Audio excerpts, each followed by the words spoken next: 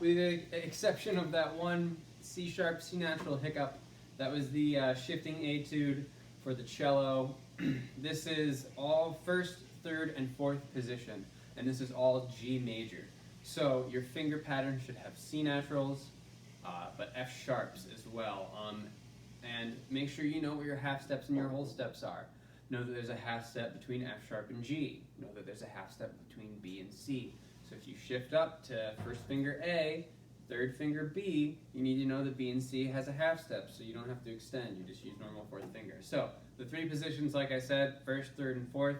First position, you know it, you love it, pretty straightforward. Third position, that's where your first finger is up to where your pinky normally goes. So your pinky's normally on the D string, it's normally on a G, now your first finger's on G. You see that's the first position we go to. So that's third position. That would mean first finger is where your pinky goes. Your third finger is on whatever the next string is. So on the D string, my third finger is on an A, because the next string is A. If I was on the G string, my third finger is on D, because the next string is D. And then your pinky is just a half step away. So in the case of the D string, it means G, A, and B flat. But we don't use B flat, so you're never going to use fourth finger in third position here.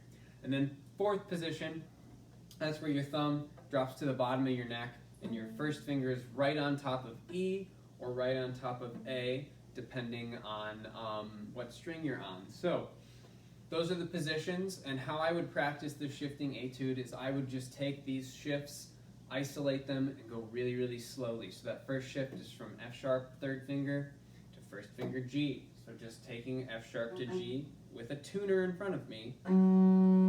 Get your F sharp in tune, and then you're going to slowly slide up and transition to G. That was a little bit fast. I might take it a little slower. And I've got a tuner in front of me, so I know if I'm in tune. And you want to know your goal note and your goal finger. So I'm starting on F sharp, that's my initial. My target is G, and my target is my first finger. And go the other way.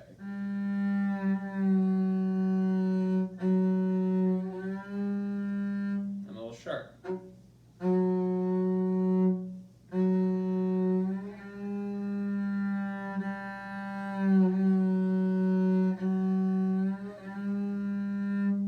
So I'm consistently sharp, so that would tell me I need to slide less distance, so I fix it. After that, you've done it back and forth a couple of times, you can put it back in context.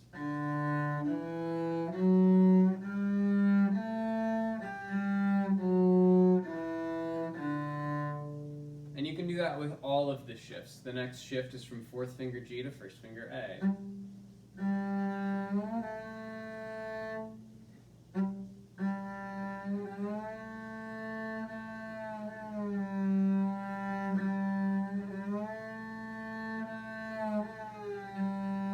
I'm listening to that slide and I'm watching my tuner so I can hear when I arrive at my goal pitch, which in this case was A.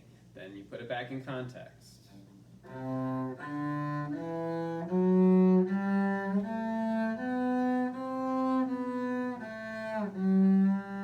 Aha, see, it was a little out of tune, and that's because I'm going so fast. You're going to want to do this multiple times until you're really, really comfortable with all of these shifts.